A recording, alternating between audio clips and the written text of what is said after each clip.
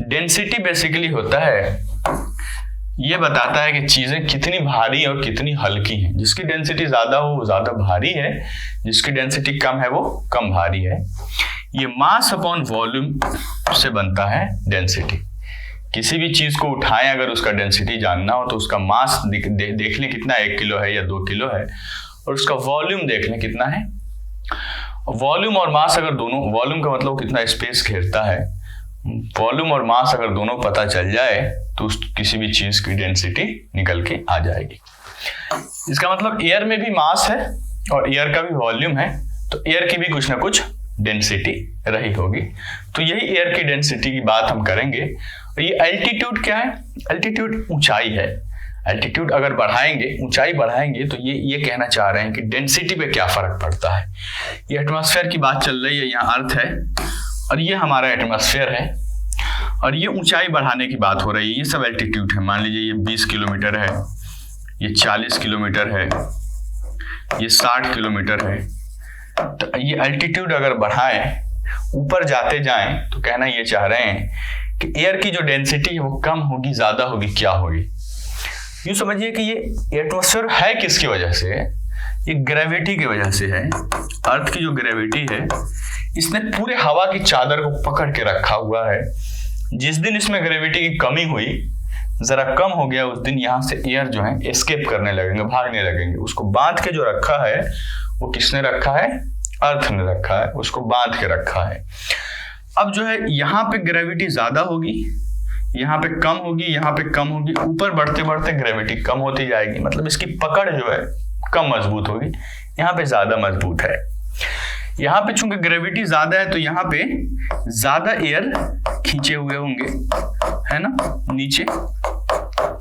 तो नीचे ज्यादा एयर खींचे रहते हैं और ऊपर क्या होते हैं? कम कम एयर होते हैं, थोड़े थोड़े एयर पार्टिकल्स होते हैं। और जितने दूर दूर जाते जाएं वही पार्टिकल्स कम होते रहते हैं। तो जहां ज्यादा पार्टिकल्स हैं एयर के, वहां क्या होंगी? डेंसिटी ज्यादा होगी, मास ज्यादा होगा वहां का। जितने ज्यादा हवा पाके पार्टिकल्स होंगे उतना ही ज्यादा मास होगा, कम ही वॉल्यूम में, तो डेंसिटी ज्यादा होगा। तो इसीलिए नीचे की तरफ डेंसिटी ज्यादा होती है और जैसे जैसे ऊपर बढ़े डेंसिटी कम होती रहती है एयर की।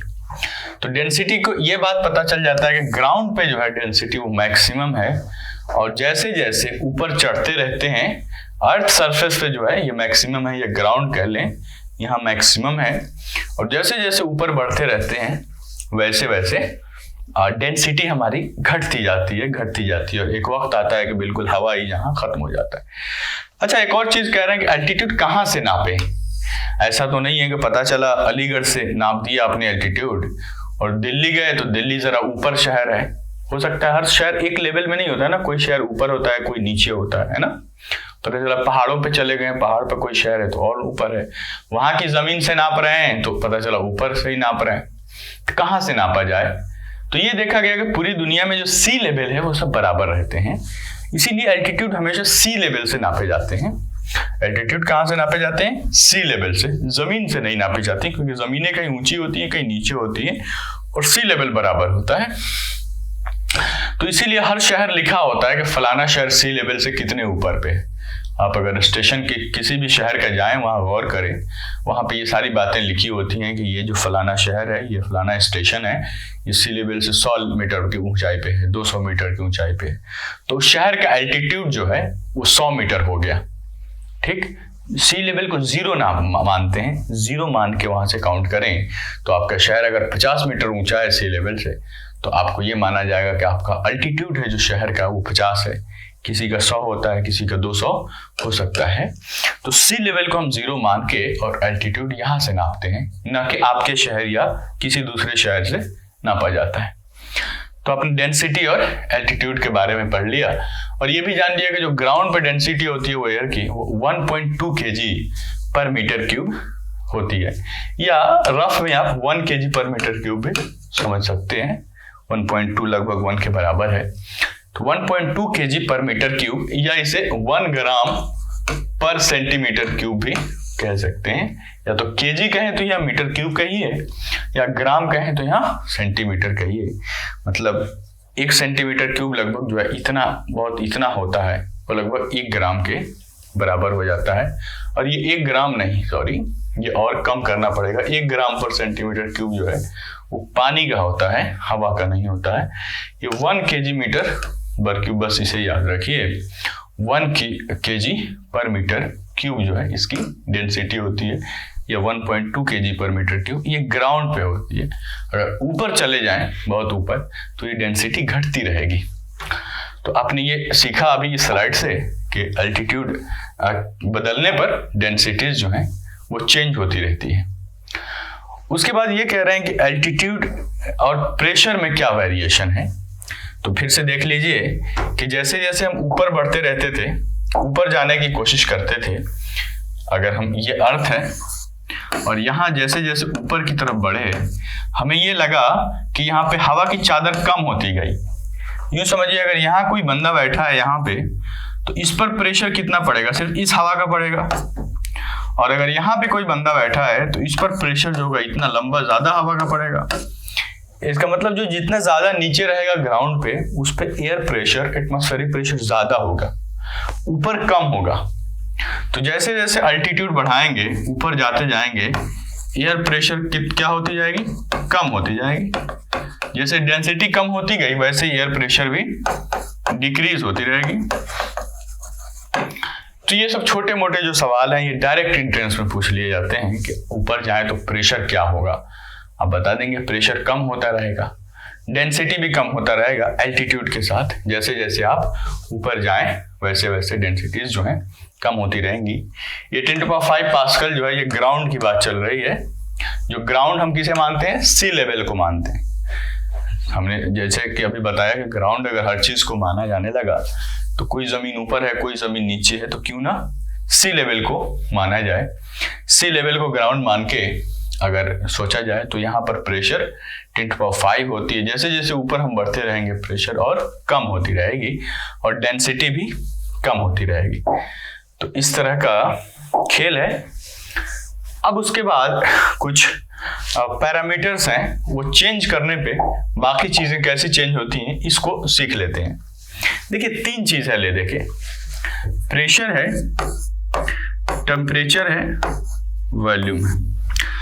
अगर तीनों चीजों में से कोई ना कोई एक वेरी कराएं तो दूसरा वेरी करता है ना। फॉर एग्जाम्पल ऐसा करते हैं कि ये जैसे टॉपिक लिखा हुआ है, changing temperature of air at constant volume, कह रहे हैं वॉल्यूम कांस्टेंट कर दिया जाए। वॉल्यूम कांस्टेंट करने का ये मतलब है कि हवा को किसी बक्से में बंद कर दिया जाए या एक गुब्बारे में बंद कर दिया जाए और गुब्बारा फर्दर फूले नहीं। गुब्बारे के साथ दिक्कत यह है कि जैसे ही उसको दबाएंगे या इधर उधर करेंगे उसका शेप चेंज हो जाएगा। तो ऐसा कोई डब्बा लें जिसका शेप चेंज ना हो। इस डब्बे में कुछ हवा हमने भर दिया, मतलब क्या हुआ, अब जो है जितना हवा भी हमने इस डब्बा में भरा पैक कर दिया, अब एक भी हवा का पार्टिकल ना अंदर से बाहर जा सकता है ना बाहर से अंदर आ सकता है। इसका मतलब हमने वॉल्यूम क्या कर दिया, कांस्टेंट कर दिया। वॉल्यूम कांस्टेंट करने का यही मतलब है कि अब इसका वॉल्यूम फर्दर नहीं चेंज हो सकता, इतना वॉल्यूम है उतना ही रहेगा। ऐसा नहीं होगा कि कुछ जो है ये एक्सपेंड होकर बड़ा हो जाएगा, ये छोटा हो जाएगा, श्रिंक हो जाएगा, ये ज्यादा हो जाएगा, ऐसा नहीं होगा। इसे कहते हैं वॉल्यूम कांस्टेंट करना, वॉल्यूम चेंज ना हो।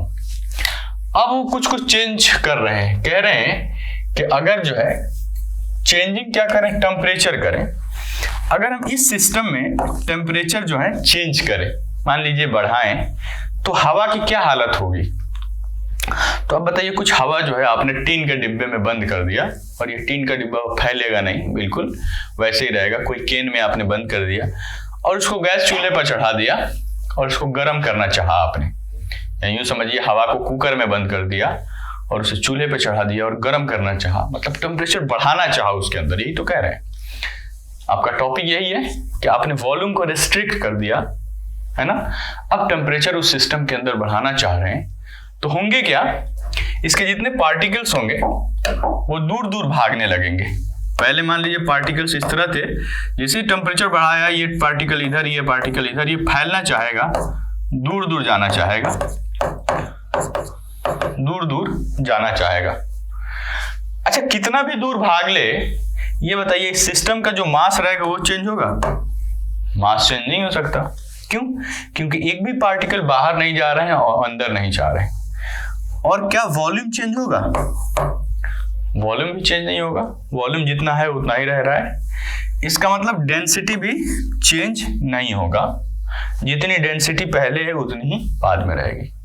तो टेम्परेचर बदलें या प्रेशर बदलें, अगर सिस्टम कांस्टेंट है, वॉल्यूम कांस्टेंट है, तो डेंसिटी उसकी नहीं बदलेगी। यही ये टॉपिक की जो हेडिंग है, ये टॉपिक का हेडिंग यही कह रहा है कि effect on the density of the air. मतलब कि अगर वॉल्यूम कांस्टेंट रखते हुए और अगर टेम्परेचर बढ़ाएं तो डेंसिटी पे क्या असर पड़ेगा। तो इस सिस्टम से हम समझ लीजिए कि अगर आपने वॉल्यूम कांस्टेंट कर दिया, उसे बंद कर दिया, और मास भी उस केस में कांस्टेंट हो जाएगा जब वॉल्यूम कांस्टेंट है, तो इसका मतलब टेम्परेचर बढ़ाएं या घटाएं डेंसिटी पे कोई फर्क नहीं पड़ेगा। तो आप कह देंगे no change in density, no change इन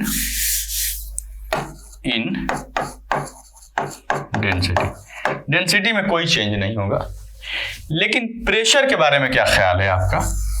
अगर टेम्परेचर बढ़ाएं इसे कांस्टेंट रखते हुए, तो प्रेशर पे क्या, देखिए इसमें सिस्टम में प्रेशर देखिए क्या हो जाएगा। ये पार्टिकल्स दूर दूर भागना चाहेंगे लेकिन बंद है ना सिस्टम, ये चारों तरफ से बंद है। इस पे, इस दीवार पे जाके धक्का देगा, इस दीवार पे धक्का देगा, इस दीवार पे धक्का देगा, इस दीवार पे धक्का देगा, तो अंदर का प्रेशर क्या होगा? प्रेशर बढ़ने लगेगा। प्रेशर कुकर का यही तो मतलब होता है, चारों तरफ से क्या करते हैं, बंद कर देते हैं। वॉल्यूम चेंज नहीं हो सकता अब उसे टेम्परेचर देते हैं। तो जैसे जैसे टेम्परेचर बढ़ाते हैं उसके अंदर का प्रेशर वैसे वैसे बढ़ता रहता है। और एक वक्त आता है कि भाई बिल्कुल इंतहा पार कर जाती है, उस वक्त वो सिटी, वो इतना बड़ा जो मास होता है, अच्छा खासा लोहे का वेट, उठ जाता है। उसका भाप में इतनी ताकत है कि उसे उठा देता है। और कहीं गलती से वो सिटी ना उठे, जाम हो जाए, तो कुकर फट जाएगा। आए दिन आप न्यूज़पेपर में सुनते रहते हैं कि चूल्हे पे चढ़ा कुकर फट गया। तो इतना ज़्यादा अंदर का प्रेशर हो जाएगा कि उसे प्रेशर रिलीज करने के लिए उस पूरे लोहे के सिस्टम को फाड़ना पड़ेगा। तो प्रेशर जो है टेम्परेचर बढ़ाने से क्या हो जाता है, प्रेशर बढ़ने लगता है। शर्त क्या है, आपने वॉल्यूम को कांस्टेंट कर रखा हो। ये तो समझ के बनाने वाली बात है। क्यों ना मैं एक आसान सा फॉर्मूला आपको दे देता हूं जो कि आप बाद में पढ़ने वाले हैं, ये आपका मतलब का नहीं है, बस समझने के लिए है। PV इक्वल्स टू होता है nRT। PV equals to nRT एक फॉर्मूला है। इसमें nR क्या है, ये कांस्टेंट है एक तरह का, इसे आप मत मानिए। यूं समझिए कि ये चीज हमारे मतलब का नहीं है, जो बाद में पढ़ेंगे। सिर्फ PV इक्वल्स टू, इसे मैं और शॉर्ट करके लिख देता हूं, nR अलग अलग लगेगा तो PV इक्वल्स टू KT समझ लीजिए। KT एक तरह का कांस्टेंट है, P प्रेशर है, V टेम्परेचर है, और T क्या है, V वॉल्यूम है, सॉरी, V वॉल्यूम है और T टेम्परेचर है। तीन चीजें हैं, प्रेशर है, वॉल्यूम है और टेम्परेचर है। हर बार जब भी आपसे पूछा जाएगा वो ये पूछा जाएगा कि एक किसी चीज को कांस्टेंट कर दो और दूसरे के बारे में बताओ। इस स्लाइड में क्या था, वो कह रहा था वॉल्यूम को कांस्टेंट कर दो। ठीक है भाई, हमने इसे कांस्टेंट कर दिया, अब ये चेंज नहीं होगा, ये तो खुद पहले से कांस्टेंट है, ये भी चेंज नहीं होगा। अब दो ही चीज दिखना है आपको, प्रेशर और टेम्परेचर। इसका मतलब ये दोनों आपस में क्या है, डायरेक्टली प्रोपोर्शनल है। दोनों ऊपर ऊपर होने का मतलब दोनों क्या है, डायरेक्टली प्रोपोर्शनल है। एक को बढ़ाएंगे तो दूसरा भी बढ़ेगा, एक को घटाएंगे तो दूसरा भी घटेगा। यही हुआ है। ये पूरा जो हम समझे हैं, हमने क्या देखा कि जैसे ही आपने टेम्परेचर बढ़ाया प्रेशर बढ़ने लगा। तो क्यों ना हम इतना दिमाग लगाने से अच्छा फॉर्मूला जो है याद कर लें। ये भी समझ सकते हैं इस तरह, जो चीज कह रहा हो कांस्टेंट करने की वो कांस्टेंट कर दीजिए और बाकी चीजों को समझ लीजिए। तो ये PV equals to KT formula आप याद रखिएगा, जिसमें K का कोई इंपॉर्टेंस नहीं है, वो कांस्टेंट है, वो बदलेगा नहीं। PV और T का मतलब है P से प्रेशर, V से वॉल्यूम और T से टेम्परेचर। ये फॉर्मूला जहन में रखिएगा, हालांकि इस क्लास में नहीं है, बाद में आप पढ़ेंगे, लेकिन आसानी के लिए आपके इस फॉर्मूले से कुछ शायद मदद मिल जाए। आगे की स्लाइड पे जो बात है उस बात को हम पीछे की स्लाइड में ही बता दिए। वो बता रहा था कि इफेक्ट ऑफ प्रेशर क्या होगा। यही तो बात थी कि एक बार जो है डेंसिटी के बारे में पूछ रहा था, जो वॉल्यूम कांस्टेंट थी, तो हम फॉर्मूले से इसको कर लेते हैं। PV = KT कह रहा था वॉल्यूम को कांस्टेंट कर दो, वॉल्यूम को हमने कर दिया कांस्टेंट। अब ये भी कांस्टेंट, ये भी कांस्टेंट, तो P डायरेक्टली प्रोपोर्शनल टू क्या हो गया, T। मतलब हम टेम्परेचर बढ़ाएंगे तो प्रेशर भी बढ़ेगा। ये कह रहा है कि प्रेशर पे क्या इफेक्ट आएगा टेम्परेचर बढ़ाने से, तो कह दीजिए डायरेक्टली प्रोपोर्शनल होगा। टेम्परेचर बढ़ाएंगे तो प्रेशर बढ़ेगा और टेम्परेचर घटाएंगे तो प्रेशर घटेगा। तो ये थोड़ी बहुत जो जानकारी इसलिए दी जा रही है कि ये सारे टेम्परेचर प्रेशर का खेल होगा उसमें। जब भी विंड चलेंगी, हवाएं चलेंगी, मौसम बदलेगा, तो आपको ये पता होना चाहिए कि कब टेम्परेचर बढ़ाएंगे तो कब प्रेशर बढ़ जाएगा और कब नहीं बढ़ेगा, है ना। तो इसलिए थोड़ी बहुत जानकारी इस चैप्टर में टेम्परेचर प्रेशर से मुतालिक जो है दी गई है। उसके बाद ये पूछा जा रहा है कि प्रेशर जो है, एटमॉस्फेरिक प्रेशर जो है आपका, वो लगभग हमेशा कांस्टेंट क्यों रहता है ना। एक जगह से दूसरी जगह जो भी चले जाएं, हमेशा लगभग में सिर्फ हाइट के ऊपर ही प्रेशर बढ़ता है, बाकी कांस्टेंट रहता है। तो उसका रीजन इन्होंने क्या दिया है कि कोलिजन दिया है कि गैसेस जो है, पार्टिकल्स, वो एक दूसरे से टकराते रहते हैं और फिर वो अपनी पहले वाली पोजीशन में आ जाते हैं कोलिजन के बाद। तो कोलिजन लगभग पूरे इतने बड़े मास में कोलिजन लगभग जो है अगर पूरे पार्टिकल्स को काउंट करें, लोकल नहीं, अगर पूरे पार्टिकल्स को ओवरऑल काउंट करें, तो ये देखा जाता है कि वो बैलेंस फोर्सेस होती हैं, और जब बैलेंस फोर्सेस होंगी तो प्रेशर ले दे के बराबर हो जाएगा। तो इसीलिए वो ओवरऑल जो प्रेशर है वो कांस्टेंट रहता है। उसके बाद दूसरी बात यह है कि effect on the pressure of air, pressure के उसके क्या इफेक्ट्स होंगे, तो इसके बारे में भी जान लेते हैं। तो काहे बात को चेंज करने की बात है, ठीक है, इसको पहले देखिए। चेंजिंग टेम्परेचर ऑफ एयर, वो स्लाइड आगे पीछे हो गई है। Changing temperature of air constant pressure, और ये जरा ऊपर भी चढ़ गया, इसे इग्नोर करिए। ये कह रहे हैं कि टेम्परेचर चेंज करना है काहे पे, अब की बार कांस्टेंट प्रेशर। तो उसी बात को जो हमने अभी बताया फॉर्मूले से, हमेशा जब भी कुछ पूछा जाए तो आप फॉर्मूले लिख लीजिए, PV = KT, और देख लीजिए कौन सी चीज चेंज करने को कह रहा है। ये कह रहे हैं चेंजिंग टेम्परेचर ऑफ एयर, इसे चेंज करना है, और काहे पे, एट कांस्टेंट प्रेशर। ये प्रेशर कांस्टेंट है, ये प्रेशर कांस्टेंट हो गया, तो ये हिलेगा डुलेगा है नहीं। अब इसको बढ़ाने से इस पे क्या फर्क पड़ेगा, ये बात पूछ रहे हैं। तो जाहिर है अगर टेम्परेचर बढ़ाएंगे तो वॉल्यूम भी क्या होगा, बढ़ेगा। क्यों? क्योंकि दोनों डायरेक्टली प्रोपोर्शनल है। अगर वॉल्यूम घटाएंगे टेम्परेचर भी घटेगा। टेम्परेचर बढ़ाए वॉल्यूम बढ़ गया, टेम्परेचर घटाए वॉल्यूम घट गया, इस तरह की बात होगी। अगर प्रेशर क्या रहा, कांस्टेंट रहा, तो काहे पे इफेक्ट पूछ रहे हैं, वॉल्यूम पे पूछ रहे हैं कि वॉल्यूम क्या होगा। तो देख लिया हमने कि वॉल्यूम बढ़ाया, टेम्परेचर बढ़ाया तो वॉल्यूम बढ़ गया, टेम्परेचर घटाया तो वॉल्यूम घट गया, क्योंकि दोनों एक दूसरे के डायरेक्टली प्रोपोर्शनल है।